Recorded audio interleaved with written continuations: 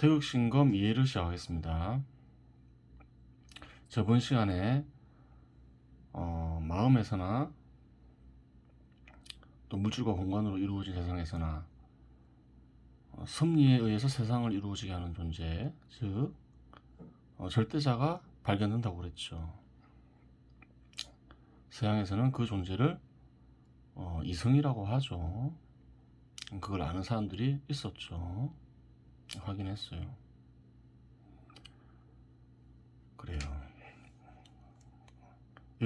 여기서부터 하면 되죠. 그러면 마음에서 일어나는 창조작용과 파멸작용, 즉 섭리작용을 절대자에게 귀속시킬 수 있는 근거에 대해 좀 더 깊이 살펴보도록 하겠습니다. 그럼 이런 얘기를 할 수 있잖아요. 마음에서 섭리작용이 일어난다는 것을 어떻게 증명할 것인가? 구체적 내용이 무엇인가? 이 구체적 내용을 자세히 안 적어놨죠. A 이꼴 B, B 이꼴 C. 그러면 A 이꼴 C의 자연이 도달하잖아요. 그래요. 그런 것들이 섭리작용이죠. 그 대단한 게 아니에요.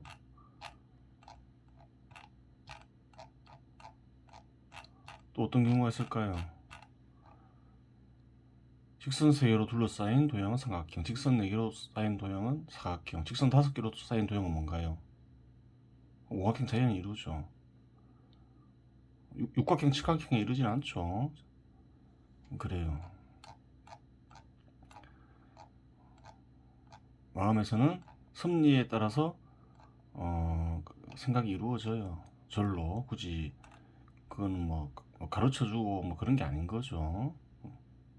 섭리에 따라서 생각이 이루어지고 있다. 확인 가능하죠. 얼마든지 다양한 예가 있겠죠.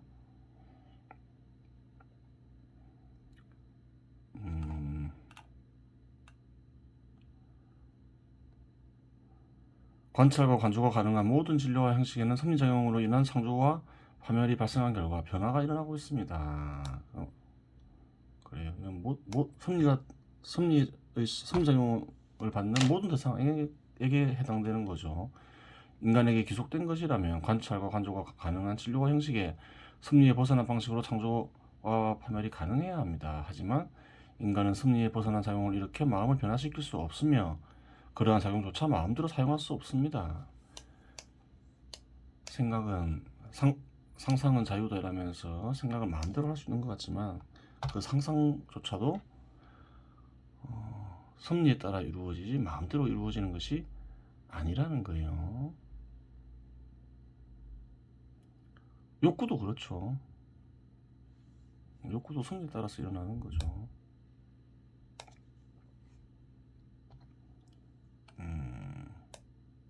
예를 들어서 저번에 얘기했죠.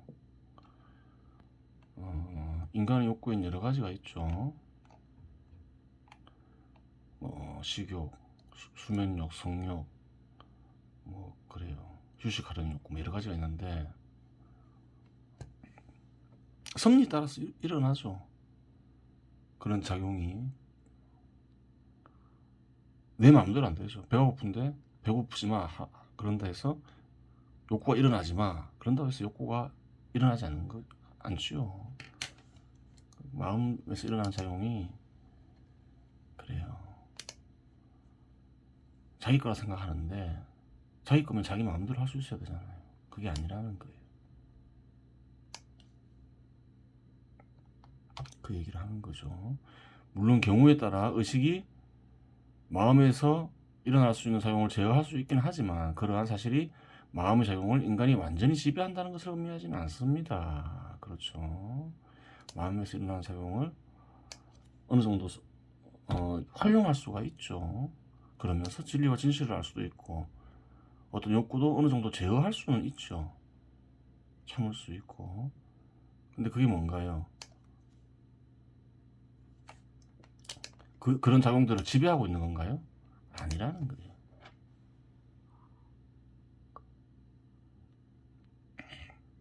누군가는 수양을 많이 쌓으면 지배할 수 있다. 성욕이든 식욕이든. 그런 건 아니라는 거예요. 그거는 선천적으로 절로 일어나는 것이기 때문에 예전에 얘기했죠. 그런 것도 필요하기 때문에 있는 것이라고. 그렇게 절대자로부터 부여받은 사용은 뭐 필요하기 때문에 있는 것이기도 하고 뭐 그렇지만 마음대로 지배할 수가 없는 거예요. 즉 사용조차 뜻대로 할 수 없고 마음대로 처분하는 것은 불가능하며 기껏해야 활성화하는 정도만 가능합니다. 그냥 활성화하고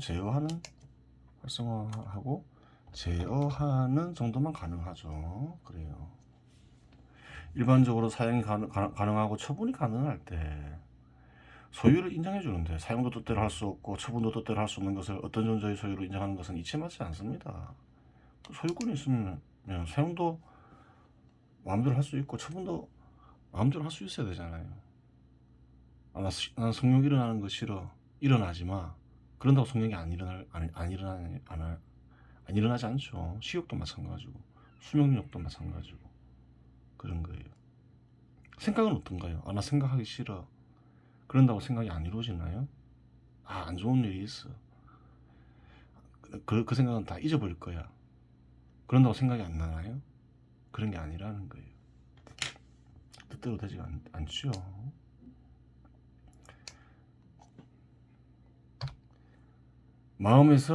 인간은 마음에서 이루어지는 상조작용과 파멸작용을 뜻대로 사용할 수도 없고 뜻대로 처분할 수도 없습니다. 그 말이죠. 또한 마음에서 일어나는 섭리에서 벗어날 수도 없습니다. 그렇죠. 따라서 이치상 마음에 존재하는 마음이라 해야 되겠죠. 상조작용과 파멸작용은 인간에게 기속된 것이 아니다 라고 결론 내릴 수 있습니다. 그렇죠. 인간에게 기속된 게 아니에요. 사람 자살 왜 안 하요? 막 수치스러워서 죽고 이러잖아요. 자기가 마음의 작용을 일으킬 수 있다면 그런 생각 나게 하지 마. 다 잊어버릴 거야 하고 생각이 안 나야 되잖아요. 근데 생각나면서 자살도 하고 이러잖아요. 자기 마음대로 안 된다는 거예요. 절대로 너 그냥 죽어 이러면 죽는다는 거예요. 그렇겠죠. 하지만 활성화는 의식을 통해 일정 부분 가능합니다. 그래요. 활성화와 제어는 일정 부분 가능하죠. 그러면 의식은 어떤 존재이기에 활성화와 제어가 가능한가라는 의문이 생깁니다. 제어가 가능한가라는 그렇죠. 그런 의문을 가질 수가 있죠.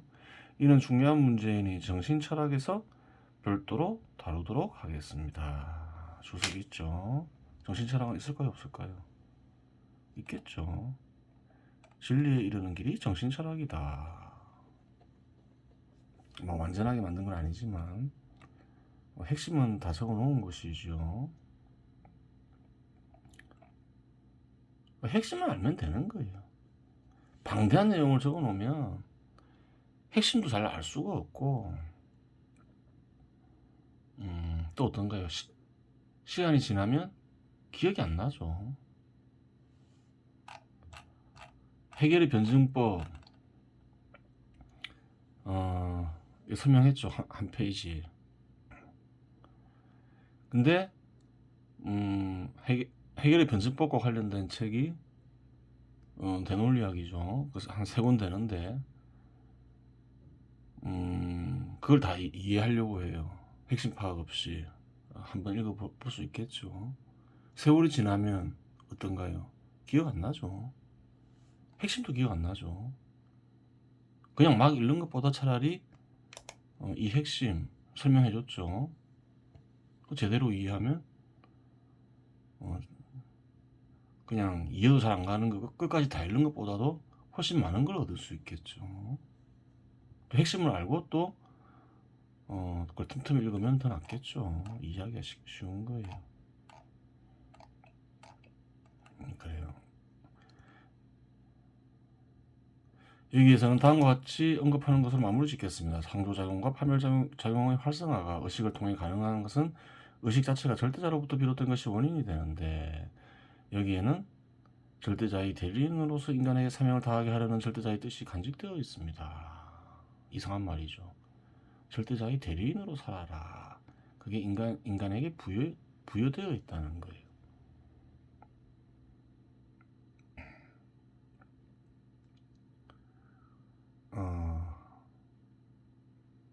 그래요.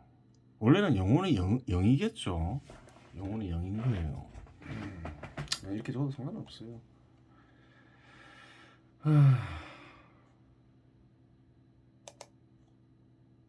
그래요.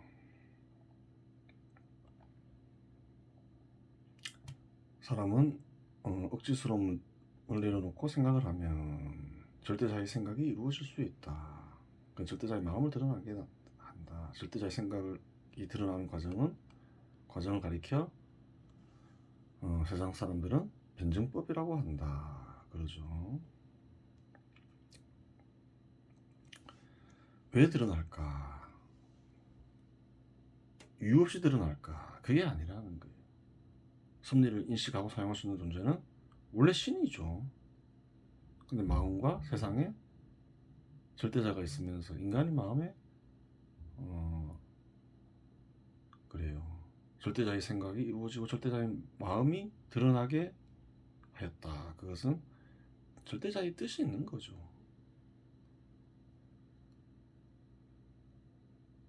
그래요. 이유가 있기 때문에 부여한 거예요. 그 부여한 건 뭘까요? 인간도 짐승처럼 욕구가 있죠. 소득을 얻고자 하고 부를 얻고자 하고 명예를 얻고자 한다지만, 좀 짐승과 구별된다지만 이러한 게 왜 있나요? 육체 때문에 있는 것이지요. 진화된 짐승이란 말밖에 안 되는 거죠. 그러면 진실을 알고자 하고 진실과 진리를 알고자 하고 절대자를 알고자 하는 의지는 뭔가요? 육체에서 비롯된 거라고 보기는 어렵죠. 그렇죠. 그리고 그러한 의지가 있고 절대자의 뜻을 알았을 때 절대자의 뜻을 알고 실천하는 의지는 뭘까요? 그래요. 3단계 삶과 4단계 삶을 살면서 그래요. 짐승의 욕구도 필요하니까 섭리에 맞게 또 짐승의 그 짐승적인 삶도 섭리에 맞게 살고 그래요. 진실과 진리와 절대자를 알려고 하는 의지를 내면서 또 절대자의 뜻을 알고 실천하여라. 그게 인간에게 부여된 그 사명이겠죠. 절대자의 뜻을 알고 개인적으로나 공동체를 위해서나 절대자의 뜻을 알고 실천하려 해야 하는 거예요. 그게 절대자가 인간에게 부여한 의무이죠.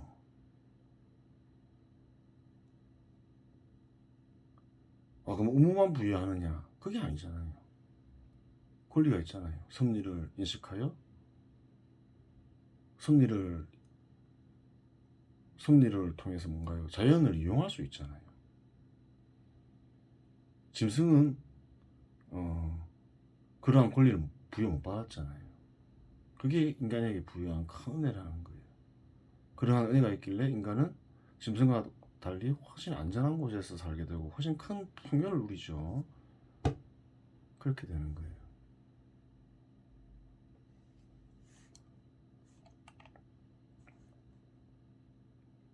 어떤 이는 원시인처럼 산다, 문명을 발전시키면 안 된다, 막 그러지만 그건 절대자의 뜻이 아니라는 거예요.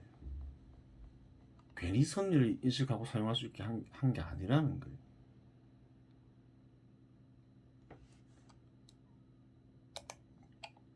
그래요. 헤겔의 글을 길게 인용한 이유는 산매의 과정을 학적 차원에서 구체적으로 간결하고 명확하게 표현해 놓았기 때문입니다. 설사 이성에 집착하여 이성을 절대자로 전환하지 않는다고 하더라도 산매를 깊이 이해하고 행하는 데에는 문제가 없을 것입니다. 마음에 완전히 새겨질 때까지 반복해서 읽어보는 것이 좋습니다. 빨간색 단어들은 생각의 결과를 얻는 과정을 가리키고, 좀 잘못 적었죠. 상조작용이라고 했는데 상조작용과 판별작용은 동시에 일어나죠. 예전에 설명했죠. 파란색 단어들은 생각이 마음에서 이루어지는 과정을 가리킵니다. 그러니까 생각이 이루어지면서 이제 생각의 결과를 얻겠죠. 그렇게 볼 수 있는 거예요. 진리와 진실에 이르는 과정에서 그래요.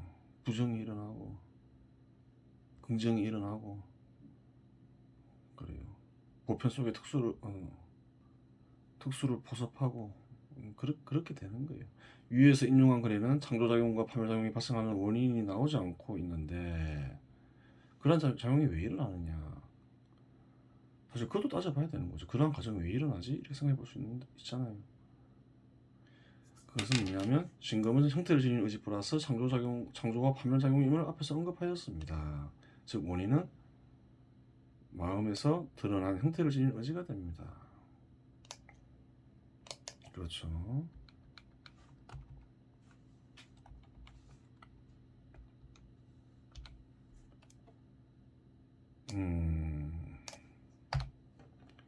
이성을 절대자로 전환시키고 원인이 형태를 지닌 의지임을 알고서 이걸 읽으면 삼매를 어렵지 않게 이해할 수 있습니다. 그래요.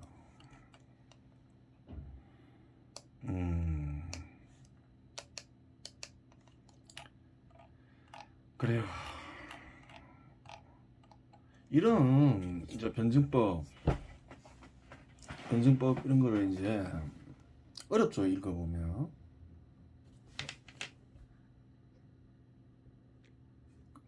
변증법이 어떨까 궁금할 수도 있죠.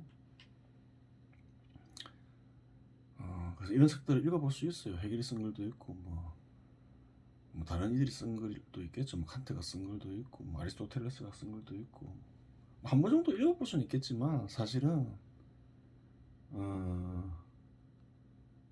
읽어볼 필요가 없어요.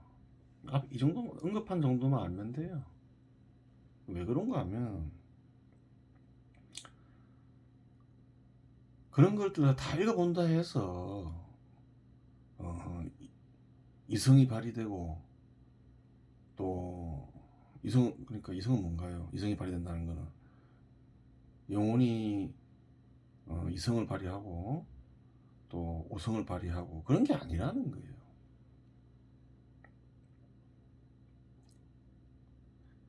이런 기본적인 것만 알고 있으면 된다는 거예요. 왜 그래? 즉 다른 조건이 이성이나 오성을 발휘하게 하지 뭐 이거 책 두꺼운 거 막 이해도 안 가는 거 억지로 읽는다 해서 발휘되는 게 아니라는 거예요. 핵심만 기억하고 있으면 된다. 그러면 발휘될 사람은 발휘된다. 아무리 책 다 읽고 이런 책 뭐 수십 권 수백 권 읽어도 발휘 안 될 사람은 발휘 안 된다.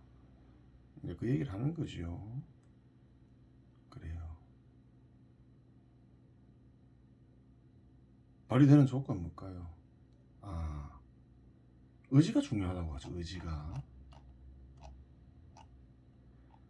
그래요. 기본적으로 의지가 중요하죠.